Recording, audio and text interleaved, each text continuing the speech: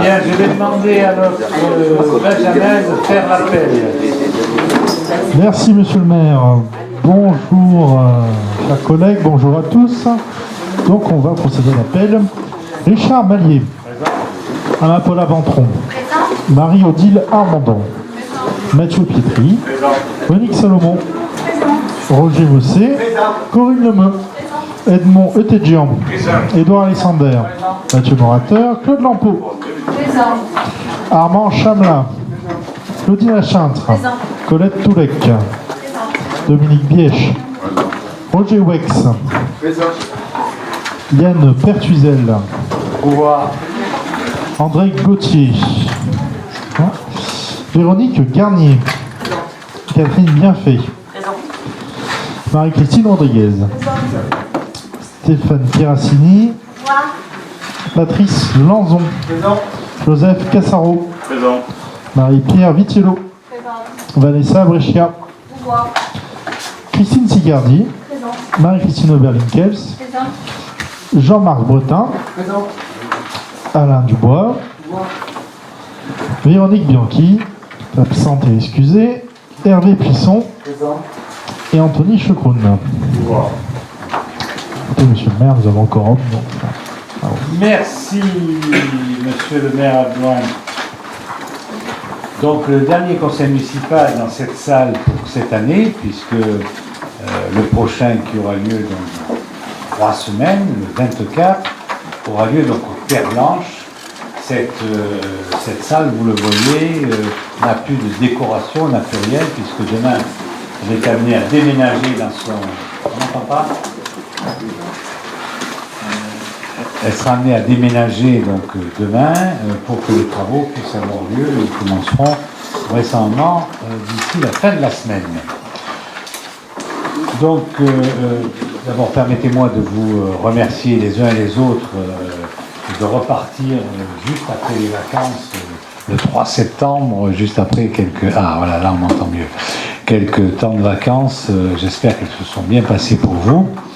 En tout cas, vous ne me le demandez pas, mais je vous dirai que les miennes se sont bien passées, il n'y a pas eu de souci.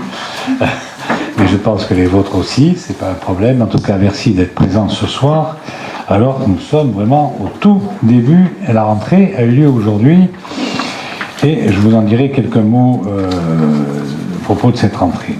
Mais permettez-moi tout d'abord de remercier l'ensemble des acteurs de la fête du village qui s'est avérée être une véritable réussite. Une fréquentation impressionnante, ça serait bien que ça ne fasse pas ce bruit-là quand je parle dans le micro, alors que je ne le touche pas. Une fréquentation impressionnante, des animations exceptionnelles pour un public que je sais être conquis. Je tenais également à remercier le service scolaire qui a préparé cette nouvelle rentrée scolaire qui est réussie. Un point sera fait lors du prochain conseil municipal par l'adjoint délégué.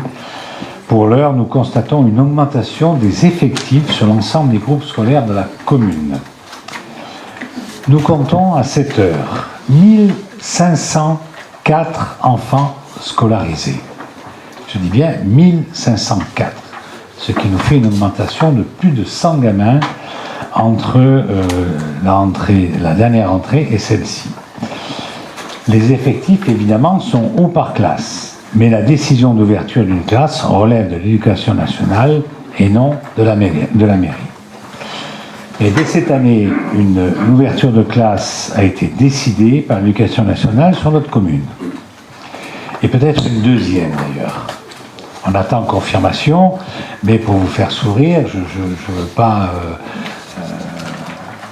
aller sur les plates-bandes de l'adjoint délégué, mais vous dire que l'inspecteur départemental a changé il y a quelques semaines et qu'on va encore avoir un nouvel inspecteur départemental à la mi-septembre, je crois.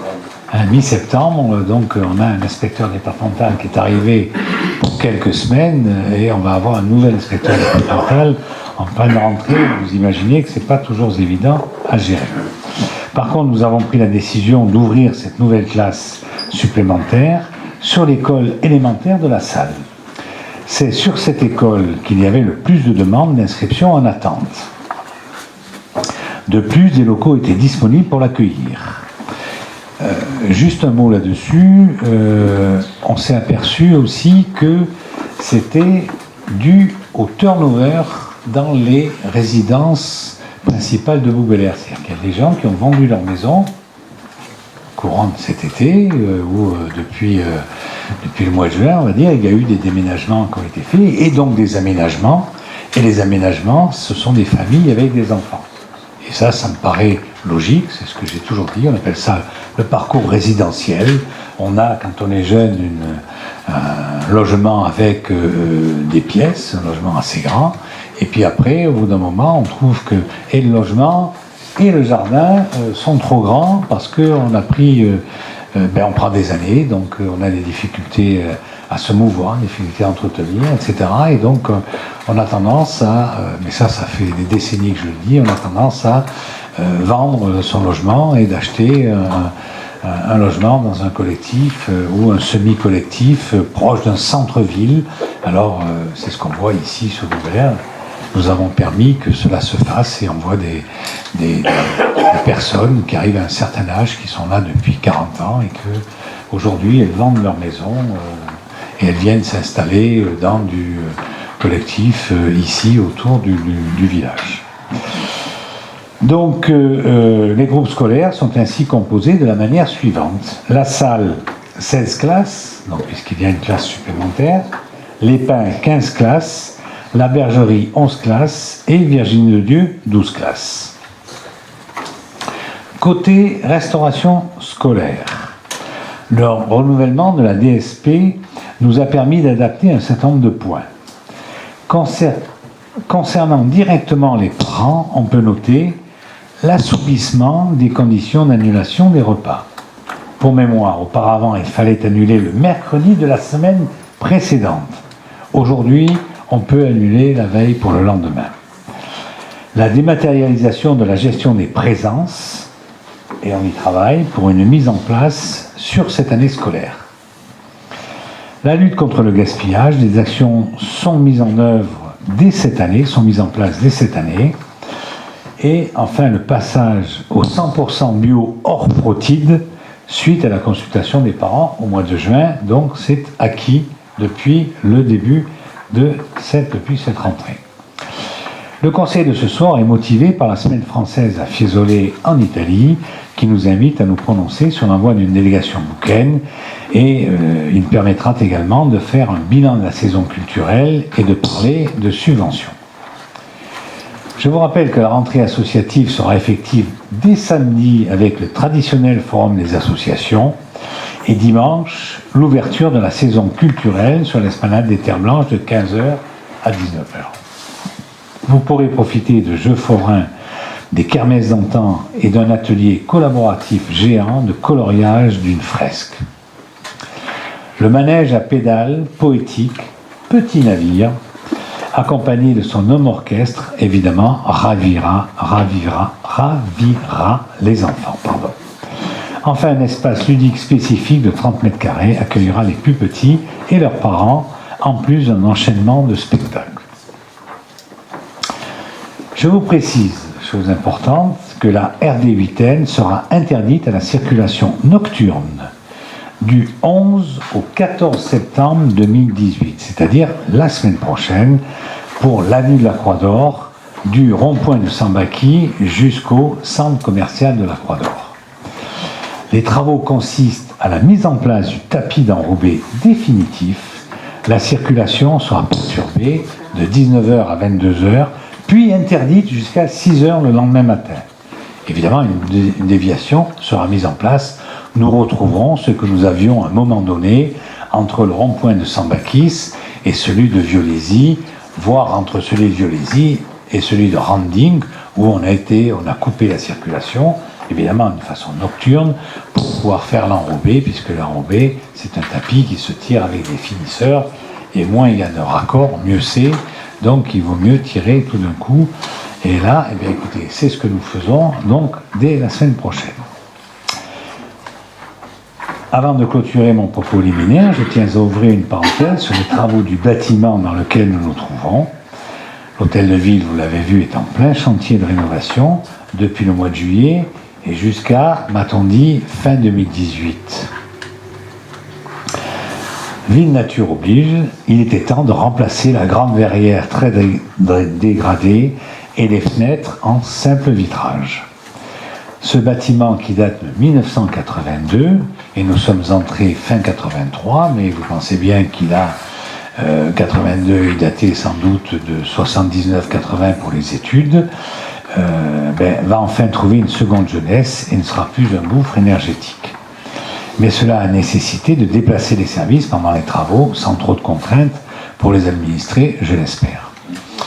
Je rappelle quand même, c'est toujours bon, puisque on nous écoute, ou tout au moins on nous regardera dans le compte-rendu, que les principaux mouvements et déplacements des services concernent donc ici ne sont restés que, outre le bureau de votre serviteur, le cabinet et la direction générale des services, mais qui sont délocalisés dans les anciens services sport et vie associative et culture, donc au premier étage de l'autre côté.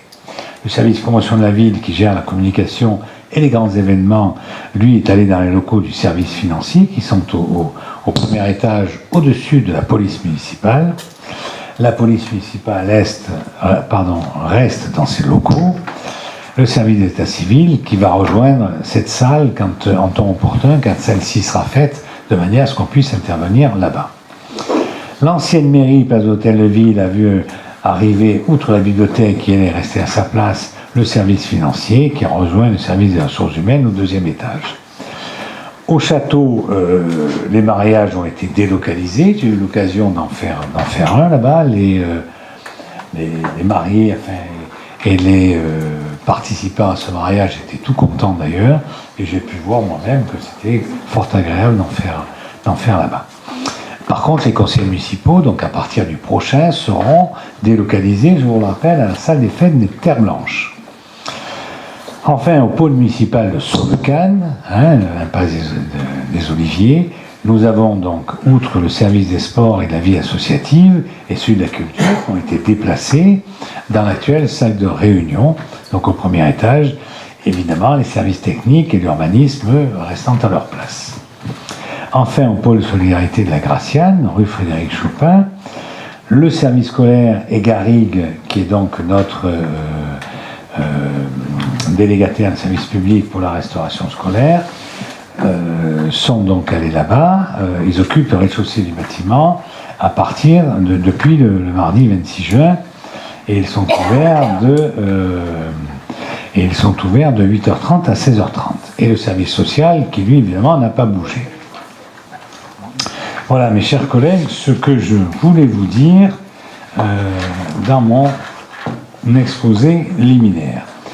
Je vous propose que nous passions donc à l'ordre du jour, lequel ordre du jour donc prévoit évidemment l'éternelle adoption du compte-rendu de la dernière fois. Donc, est-ce qu'il y a des commentaires là-dessus? Je rappelle qu'il est filmé, donc l'intégralité de ce conseil municipal est visible sur le site de la ville, tout comme celui-là d'ailleurs, le sera en temps voulu. Donc, pas de questions, pas d'observations. Donc, on le considère comme adopté. Je vous remercie. Ensuite, nous avons mandat spécial donné à une délégation du conseil municipal dans le cadre d'une représentation à Fiesole. Je vous rappelle qu'il s'agit d'un échange, qu'il y aura cette semaine-là à Fiesole la semaine française et qu'un certain nombre de nos concitoyens, de nos administrés vont se retrouver là-bas, entre autres.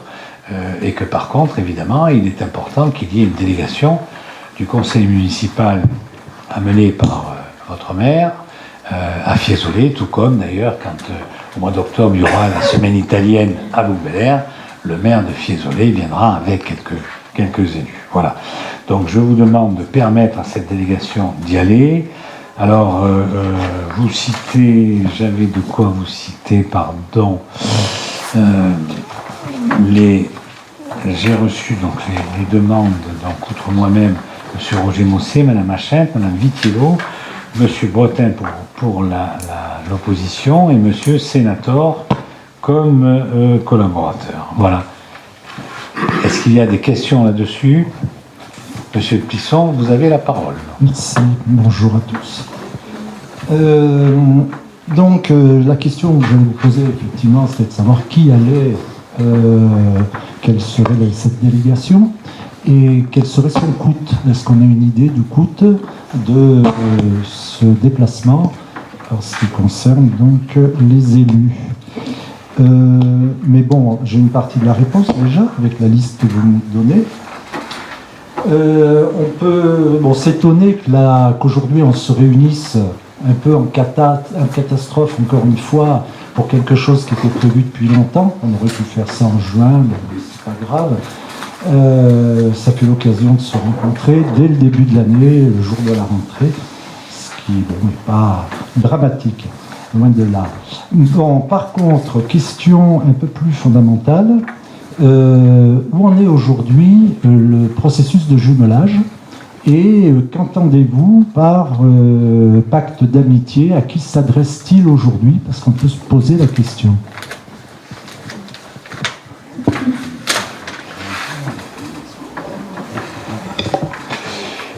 Simplement, sur les frais, moi je pense que ça ne va pas dépasser 1 millier d'euros parce que comme on est, vous l'avez vu, 6 ou 7, je ne sais plus combien, je vous ai donné le truc, ça sera un véhicule qui va, alors évidemment, avec ce qu'on a connu il y a 15 jours ou 3 semaines à Gênes, ça va rajouter quelques cent de mémoire, 140 ou 150 km de plus, donc aller-retour.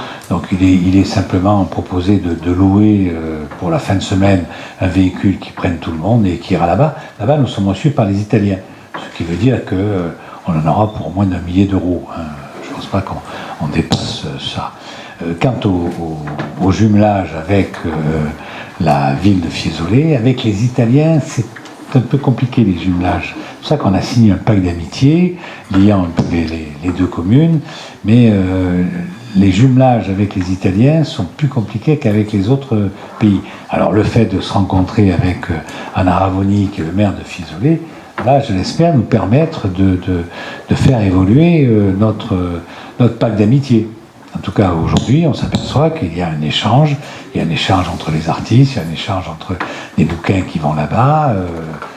Marie-Odile Armandon, qui était donc là-bas, m'avait rappelé qu'un certain nombre de bouquins y étaient, d'artistes bouquins. C'est ce qui va se passer au mois de 14, je ne sais pas exactement, du 14 au... Pardon ? Du 14 au 20, donc un certain nombre de bouquins seront là-bas sans problème, voilà, et il y aura des Fiesolins qui viendront. J'ai dit Fiesolins, mais je ne sais pas comment on dit pour les... Pardon ? Fiesolani, voilà, en italien c'est Fiesolani, les habitants de Fiesole, et moi j'ai eu l'occasion d'y aller une fois. Marie-Odile Armandon est allée plusieurs fois, 5 fois, voilà, donc c'est quelque chose qui vit, et puis on proposera sans doute.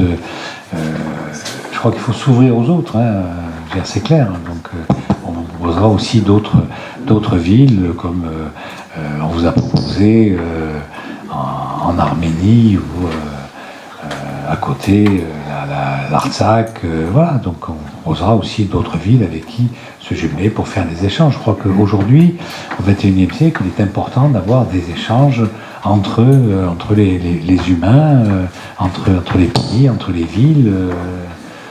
Voilà, c'est notre proposition. Donc, je mets aux voix cette commentaire. C'est pas le fait que je remette en cause des échanges, c'est que je trouve que les échanges ils sont justement un peu inexistants, si ce n'est le déplacement de quelques élus, de quelques bouquins. On ne sait pas sur quels critères.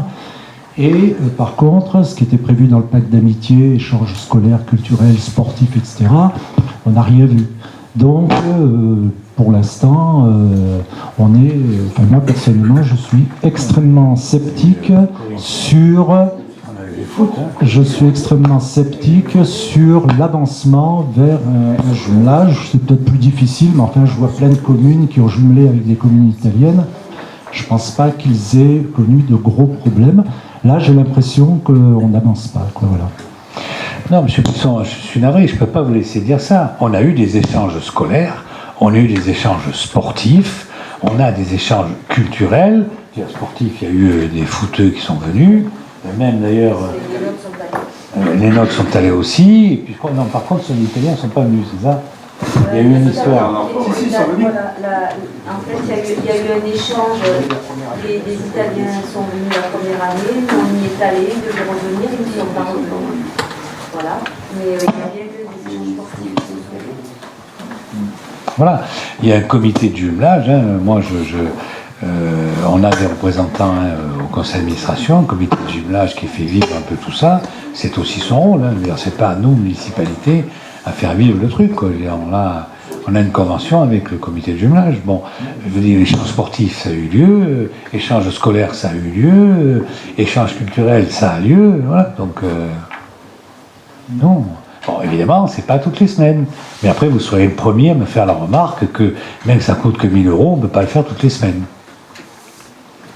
Parce qu'à la fin du mois, à la fin de l'année, pardon, ça fait 52 000 €. Alors je vous accorde que 4 ou 5 semaines par an, sur les 52, on ne le fera pas. Mais ça fait quand même une somme importante. Oui, non, mais que les habitants échangent, etc. La question que je vous posais, c'était par rapport au déplacement, au coût du déplacement des élus. Et voilà. Je vous ai répondu. Oui, absolument. Mais c'est autre chose. C'est à la limite, si on multiplie les échanges et que c'est un peu coûteux, moi, ça ne me gêne pas, mais à condition que les habitants profitent beaucoup plus ils participent de façon claire, beaucoup plus que ce qu'on voit actuellement. Alors, on attend les habitants de Bouc-Bel-Air à l'exposition qui va présenter Fiesole au mois d'octobre. Pour qu'ils puissent s'intéresser à la chose. Au mois d'octobre, il va y avoir la semaine italienne à Bouc-Bel-Air. C'est les Fiesolani, en italien, qui vont venir. Je veux dire, bon, c'est organisé par le comité de jumelage. J'espère que vous y serez, parce que c'est sûr que si on ne vient pas à l'exposition italienne, à un moment où ça a lieu chez nous, découvrir la ville de Fiesole, c'est une ville qui est très très jolie. En plus, c'est à côté de Florence. Donc imaginez la ville qui est à côté, est-ce qu'on peut y voir, quoi. C'est quand même une très très belle ville, Florence. Voilà. Donc il n'appartient qu'à vous et à l'ensemble de nos administrés de répondre aussi à nos propositions. Après, on ne peut pas prendre les gens par la main, et en tout cas, on ne peut pas leur payer le déplacement. Voilà. Donc je m'ouvre cette délibération. Est-ce qu'il y a des voix contre? Abstention? Une abstention. Donc unanimité des votants. Je vous remercie. Ensuite, nous avons le rapport d'activité 2017-2018 de l'activité culturelle de la municipalité de Bouc-Bel-Air.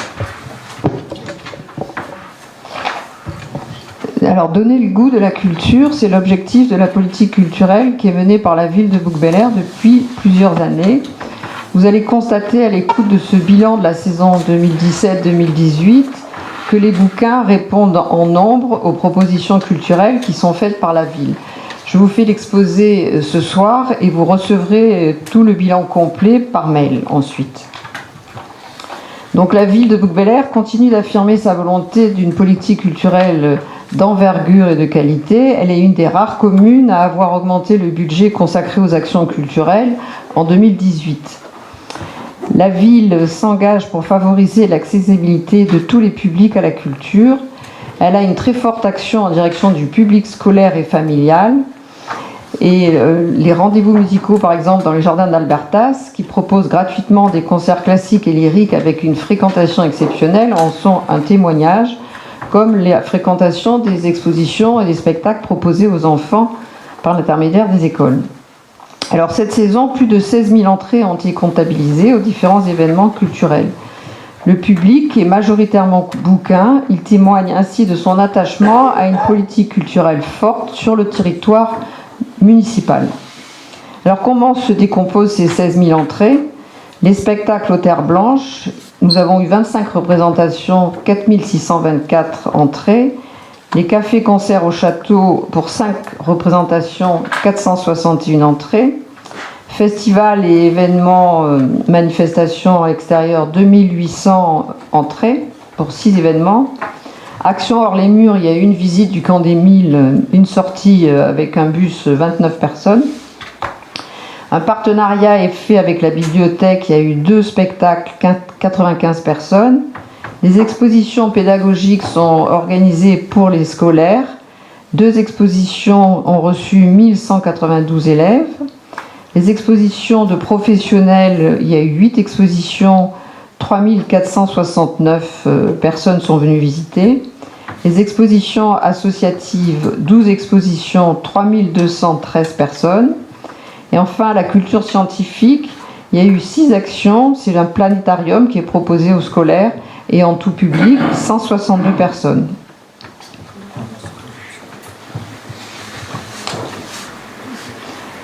Pour favoriser ce goût de la culture, on conserve une politique tarifaire qui est stable depuis plusieurs années. Aux Terres Blanches, le tarif plein est à 12 €, le tarif réduit est à 8 €. C'est gratuit pour les enfants jusqu'à 12 ans.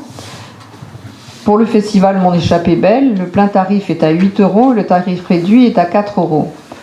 Il a la possibilité d'avoir un passe-théâtre à 12 € par an, ce qui permet, une fois qu'on a payé ces 12 €, d'avoir un tarif réduit sur toute la saison. Avec ce passe-théâtre, on avait 60 abonnés l'année dernière. Au château, les cafés-concerts sont facturés à 10 €. Lorsqu'il y a des expositions du Salon des artistes, c'est 15 € pour les exposants. Les professionnels, c'est 100 €. Pour les associations, l'exposition est gratuite et pour le public, c'est gratuit évidemment. En ce qui concerne les actions scolaires, lorsque les enfants viennent pour des spectacles, ils payent 2 € et pour les expositions, 1 €. Et les spectacles de fin d'année sont offerts par la commune. Et les visites guidées hors les murs sont à 10 €. Alors l'ouverture de la saison culturelle, le Grand Cirque, comme l'a annoncé pour cette année Monsieur le maire, se fait en extérieur déjà depuis quelque temps. C'est donc gratuit et l'année dernière, on a reçu 500 personnes. Au mois d'octobre, on a eu un spectacle aux Terres Blanches qui était complet, le Siffleur, et un café-concert au château aussi complet. En octobre, on a eu l'Histoire de Clara qui était un spectacle gratuit puisqu'il était dans le cadre des tournées du territoire du Pays d'Aix, avec 166 personnes en scolaire et 105 personnes en tout public. Les 166 personnes en scolaire, ça correspond quand même à 6 classes. Toutes ces classes avaient bénéficié auparavant d'une action de médiation pour leur expliquer l'époque qui était une époque de la guerre de 40.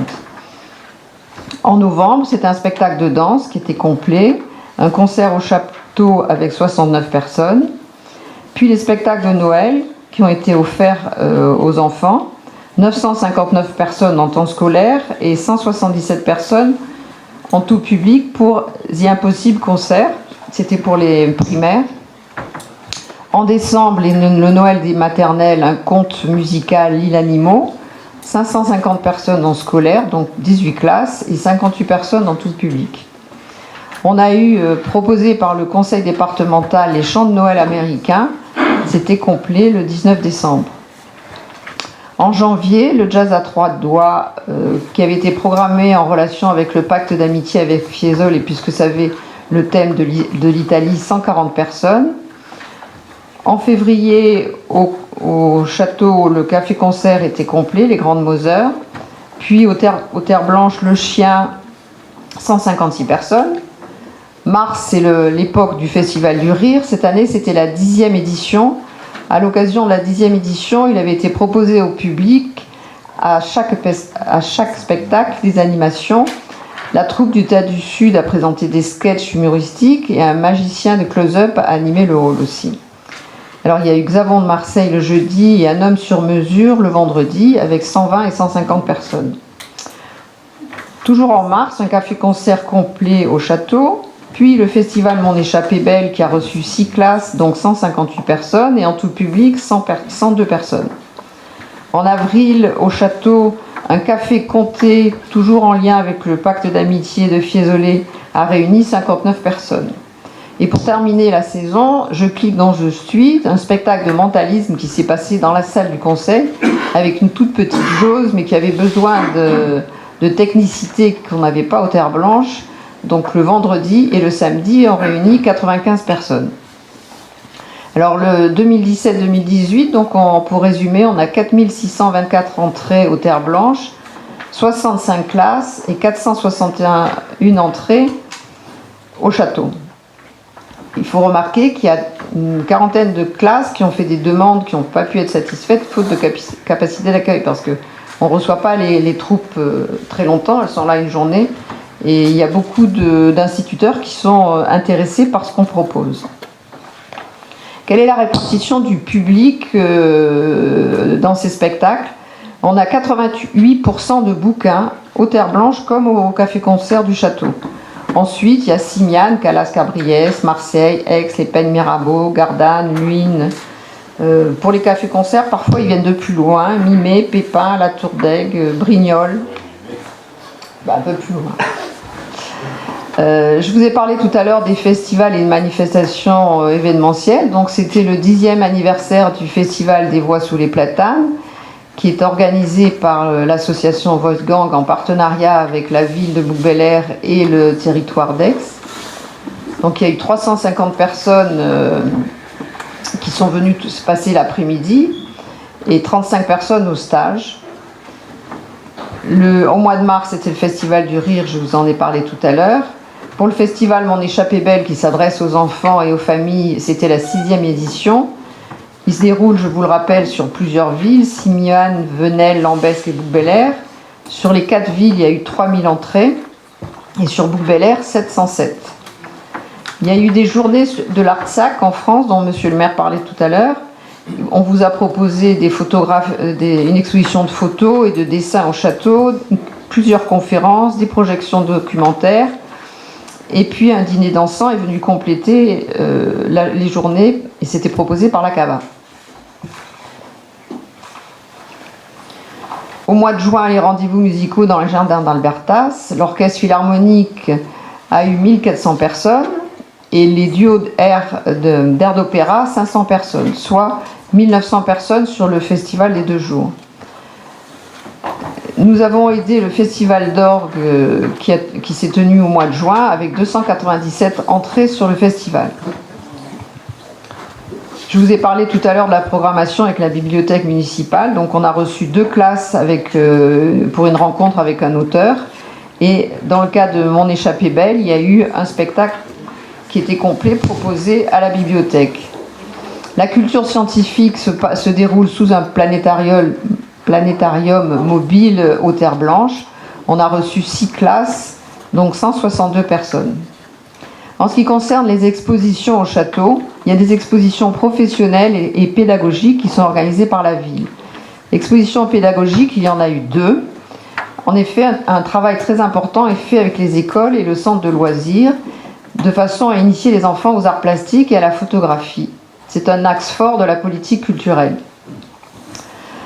Donc au mois d'octobre, on a eu proposé par Artessence Bonnard le jardin enchanteur. On a reçu 28 classes, soit 713 personnes, avec une médiation culturelle assurée par le service culturel. Et il y a eu des entrées aussi de façon indépendante, 174 entrées. Dans le cadre du festival Mon Échappée Belle, il y a eu une exposition sur la Tunisie. On a reçu 8 classes, soit 220 personnes, et 85 personnes, tout public. Les expositions professionnelles, il y en a eu 8. La politique culturelle qui est menée, on essaie de proposer différents styles. Alors on a eu de la peinture contemporaine, de la photographie, de l'aquarelle, des estampes, des gravures. Et ensuite, on a aussi le salon des artistes et le salon des lauréats des artistes. Alors, quelle est la fréquentation pour ces expositions? Pour les fréquentations des expositions professionnelles et pédagogiques, on a compté 4661 entrées, dont 36 classes, un groupe de centres de loisirs. Le service culturel apporte aussi son appui aux expositions associatives et il y a eu 13 expositions. Dans notre politique culturelle, on procède à un soutien aussi à la création régionale. Comment est-ce qu'on soutient la création régionale? En faisant des préachats de spectacles avant donc qu'ils soient créés réellement. Donc c'est arrivé 2 fois l'année dernière pour la comédie Un homme sur mesure du Festival du Rire et pour The Impossible Concert, le spectacle de Noël. Et on met aussi à disposition la salle des Terres Blanches, on l'a fait au mois d'avril, pour que des compagnies créent des spectacles. Et ça a été notamment le cas pour le spectacle De Gaulle 68. Ce spectacle ensuite a été acquis en préachat pour la saison prochaine et la représentation aux Terres Blanches sera donnée le 9 novembre 2018.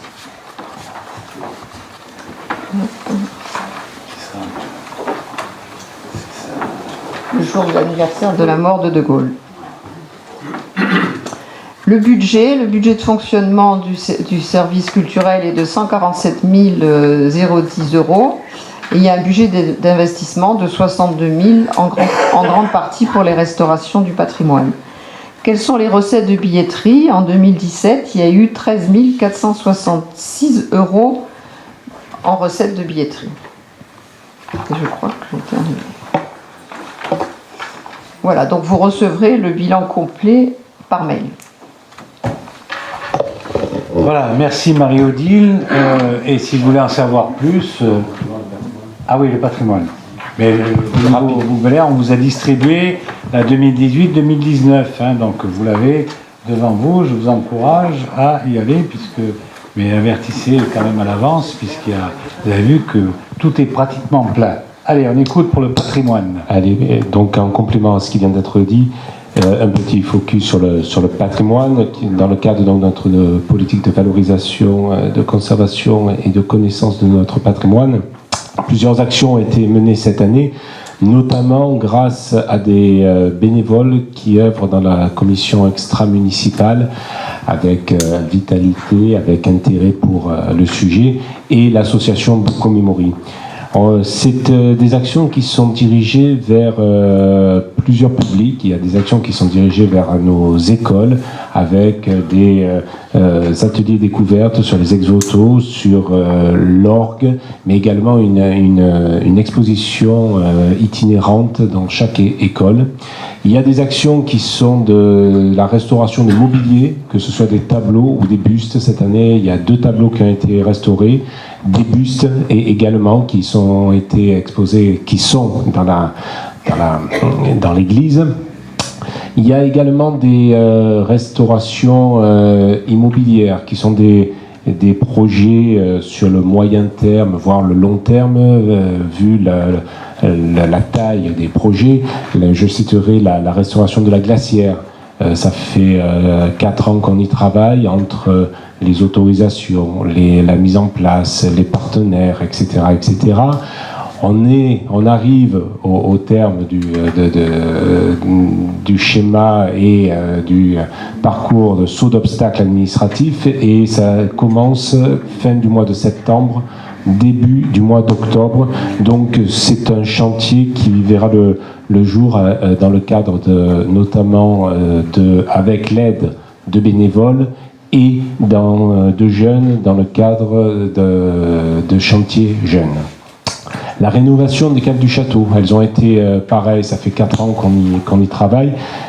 Elles ont été nettoyées cet été, au mois de juillet. On a un architecte qui travaille dessus avec, on prend toutes les garanties techniques, on prend le maximum d'informations pour pouvoir proposer d'ici 1 an, on l'espère, un projet pour lancer les travaux, mais ça avance, c'est en bonne voie. On a fait quelques découvertes, mais le temps viendra où on fera un point là-dessus.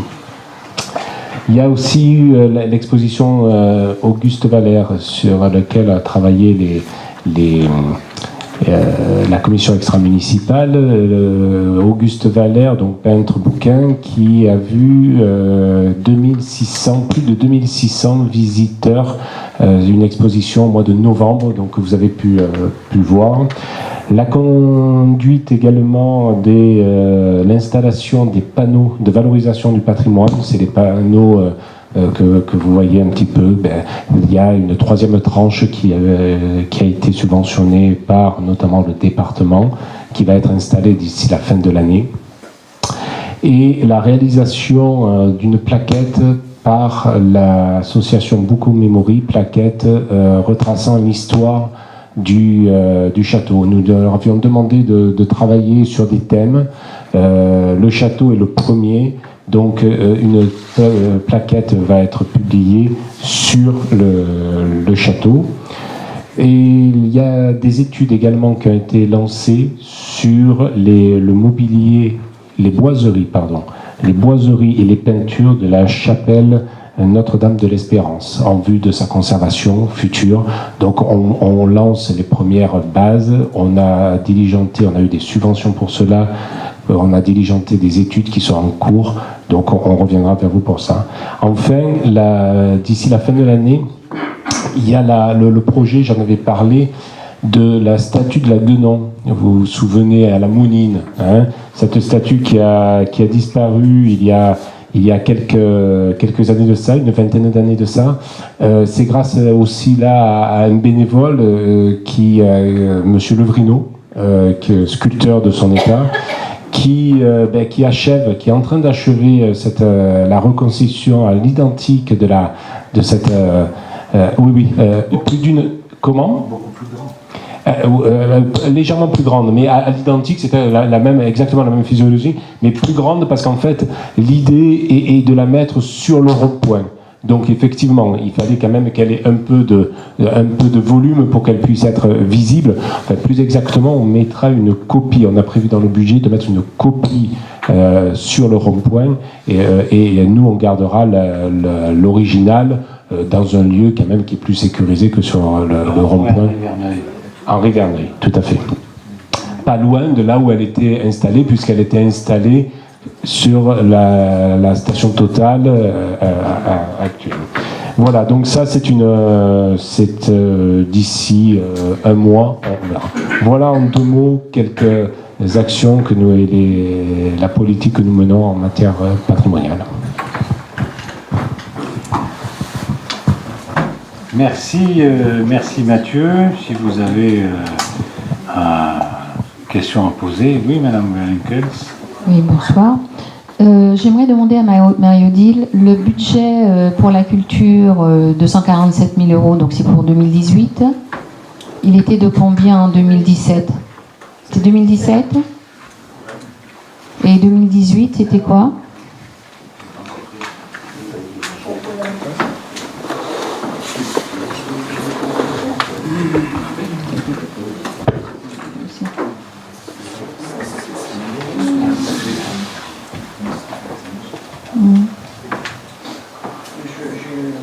On a 3 000 de plus en 2018, mais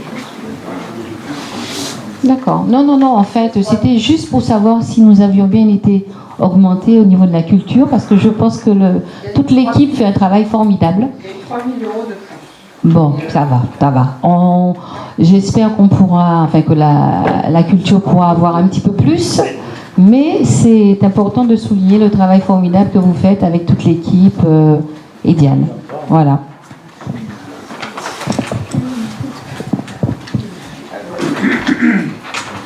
Ok, merci.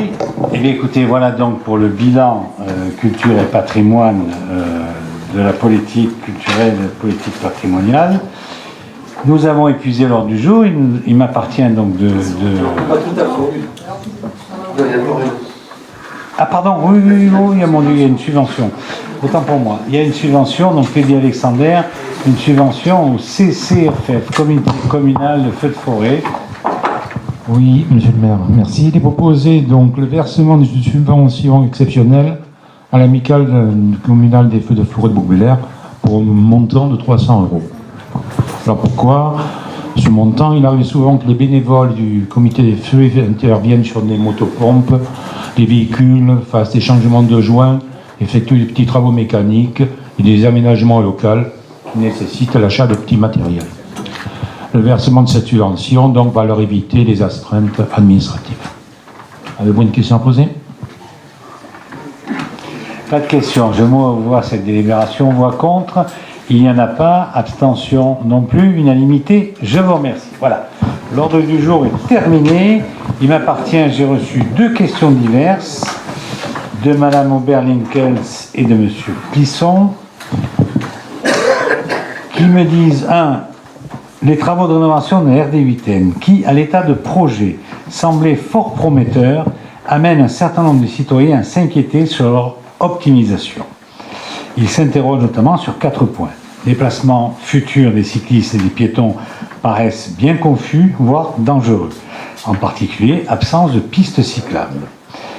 Le rond-point entre Sambakis et la Croix d'Or semble mal conçu, en particulier pas de trottoir côté ouest. La lenteur de la finalisation des travaux entre Décathlon et Sambaki et l'absence durable de terre-plein central. Quelle réponse pouvez-vous apporter à ces personnes? Bien, donc ces personnes, c'est vous-même, donc qui vous posez la question. Je puis vous dire, puisque vous me permettez de m'exprimer là-dessus, que ce chantier traîne, c'est vrai, ce chantier traîne, qu'on a on a eu énormément de problèmes avec Enedis, parce que Enedis nous a remis maintes et maintes fois le basculement des réseaux anciens aux réseaux nouveaux de l'électricité, puisque vous savez qu'on a tout enterré, donc il faut qu'on bascule. Ils nous l'ont remis plusieurs fois. Une fois c'était pour état de grève, une deuxième fois c'était, je me souviens de ça, ou la troisième, j'en sais rien, c'était parce qu'ils n'avaient pas le matériel. Enfin voilà, Enedis est devenu une entreprise extrêmement complexe à cerner. Voilà. Donc je n'en dis pas plus. Toujours est-il que la date du 10 septembre, je vous la donne, donc lundi prochain, il est prévu que le basculement soit fait par Enedis. J'espère que ça sera fait, que nous ne remettrons pas encore une fois. C'est pour ça qu'on a une lenteur dans ce chantier. Sur le rond-point de Sambakis et de la Croix d'Or semble mal conçu. Il n'est pas du tout mal conçu. Vous dites qu'il n'y a pas de trottoir côté ouest. Si tant est que ce soit l'ouest, enfin non. Mais là, vous avez, en fait, de ce côté-là, il est prévu, je vous rapporte vers le PLU, il est prévu une voie. Donc il est évident qu'on ne va pas faire un trottoir s'il y a une voie. Voilà. Ensuite, une voie qui sera faite dans le cadre de l'aménagement de tout ce quartier-là, puisque le financement de ce barreau, qui est en fait prévu pour dégager le tracé actuel du CD60 entre l'autoroute et la RD8N, c'est pour dégager ça, pour éviter d'avoir un carrefour qui est assez mal conçu, je veux dire aujourd'hui. Hein. Donc on a ça, la création de la voie nouvelle. Ensuite, sur le déplacement futur des cyclistes et des piétons, il est confus parce qu'aujourd'hui c'est pas terminé. Comme Enedis n'a pas fait le basculement, on ne peut pas terminer l'enrobé des trottoirs. Donc c'est vrai qu'on ne voit pas qu'il y a des trottoirs, on ne sait pas. Malheureusement, on est encore une fois dans l'attente de l'intervention d'Enedis. Mais en tout cas, il y a sur largeur cyclable, il n'y a pas de piste cyclable comme on appelle une piste cyclable qui est protégée de la circulation automobile parce que nous n'avions pas partout la place de le faire. Donc nous sommes restés dans l'entrée de la domaine publique. Ça a été présenté comme ça. Hein. Le premier adjoint qui suit ce dossier l'a toujours présenté comme ça dans les réunions. On n'avait pas la place partout de le faire. Si on avait eu la place, on aurait fait une piste cyclable qui soit complètement déconnectée de la circulation, d'autant plus que cette circulation, vous le savez, nous a posé beaucoup de problèmes parce qu'on a les convois exceptionnels qui passent par là. Donc pour les giratoires, c'est pas facile à gérer parce que les giratoires doivent pouvoir laisser passer les convois exceptionnels, donc ils doivent être franchissables la plupart du temps, sauf quand ils sont extrêmement larges. L'endroit où on l'a fait, mais Violesi, ça est un exemple. Le nouveau giratoire, c'est aussi un autre exemple. Les Sambaki, c'était pas le cas, puisque Sambaki, ça a été fait il y a une quinzaine d'années, peut-être un peu moins, une douzaine d'années. Il y avait la place, donc voilà. Au niveau de l'entrée de Décathlon, il y avait la place, donc on n'a pas de souci de ce côté-là. À Randing, il n'y a pas de problème. Sur la Monine, il y avait la place, donc ça a été fait comme ça. Mais à l'endroit où on n'avait pas la place, donc on ne pouvait pas faire autrement. Enfin, l'absence durable de terre-plein central, tout simplement parce que c'est ce qu'on fait en dernier. C'est ce qu'on fait en dernier. Vous avez par contre les lignes blanches qui ont déjà été tracées, qui devront être retracées Non, je dis bien les lignes blanches qui ont été faites entre Randink et Sambakis. Et en fait, l'îlot central sera fait par des bordures entre ces lignes blanches. Voilà. Donc, mais on le fera en dernier. On finit par ça. Voilà. Oui, pour que les camions du chantier puissent évidemment évoluer dans le cadre du chantier. Voilà sur, je vous accorde, que ça traîne. Et pour la petite histoire, je vous fais une confidence. On m'avait dit que ça devait être fini fin 2017. J'ai dit, écoutez, essayez quand même de le faire aussi en 2018, de manière à ce qu'on ait 2016, 2017, 2018 pour les 3 budgets. Parce que 2016 et 2017, sur les 2 budgets, nous ne passerons pas. Donc on m'a dit, bon, c'est pas un souci. Et on s'aperçoit aujourd'hui, au 1er septembre 2018, qu'on n'a toujours pas fini, et que, alors on me dit par contre que ça sera fini pour la fin d'année 2018. J'espère. Voilà. Si Enedis nous met dans la panade, pour pas dire autre chose, c'est... Voilà. J'en dirai pas plus, parce que comme ils doivent venir lundi prochain, et que le conseil municipal sera sur le site avant lundi prochain, je ne veux pas non plus avoir de soucis de ce côté-là. Sur la deuxième... Juste ce que je veux dire, je ne rajoute rien, simplement nous rapporterons vos propos aux gens qui nous ont posé les questions, parce que c'est pas nous, comme vous disiez au début, qui avons inventé ça, on a collecté... Non, mais je sais que vous posez des questions aussi. Si vous les posez, c'est que vous aussi vous posez des questions. On a collecté des questions qu'on ne s'était pas posées. Voilà. Merci. La deuxième question, c'est sur l'association La Fibre Solidaire hébergée dans les locaux communaux et la salle, a subi les dégâts des eaux qui, outre les pertes à déplorer, risquent de nuire à son fonctionnement. Pouvez-vous nous dire ce qu'il en est aujourd'hui? Quelles actions ont été mises en œuvre par la commune pour procéder au plus vite à la réparation des dégâts et minimiser les inconvénients subis par la fibre solidaire? Je rappelle simplement que ces locaux ont été, à titre bénévole, mis à disposition du Secours catholique, qui a géré ça avec la fibre solidaire pour remplacer l'ancienne, l'inserrage, l'ancien qu'on avait pour éliminer ce genre. On a en fait une affaire tout simplement entre 2 privés. Le voisin du dessus a laissé couler l'eau fort longtemps, et donc il y a eu un dégât des eaux, machin. Mais le propriétaire des locaux n'a rien à voir là-dedans. Même s'il est propriétaire de l'immeuble, c'est une histoire entre privés. Toujours est-il que, alors, pour être clair, le locataire du dessus, parce que c'est un locataire, bon, il est décédé il y a quelques semaines. Ça a été compliqué un peu, voilà. Donc, vous comprenez que voilà, je ne dirais pas plus, mais que c'est une histoire entre privés, mais évidemment on s'en est mêlé, parce qu'autrement on avait un peu quelques soucis, voilà, donc les assurances prendre en compte, et puis c'est un problème d'assurance assez classique. Voilà ce que j'avais à vous dire là-dessus. Écoutez, mesdames, messieurs, c'est étant donné que c'est le premier conseil municipal de la rentrée, qui s'est été un peu vite passé, évidemment, alors 2 jours n'était pas très grand. Par contre, je vous propose qu'on boive un coup ensemble pour cette rentrée, avec de manière à se sustenter avec quelques pigs et ce genre de choses. Voilà.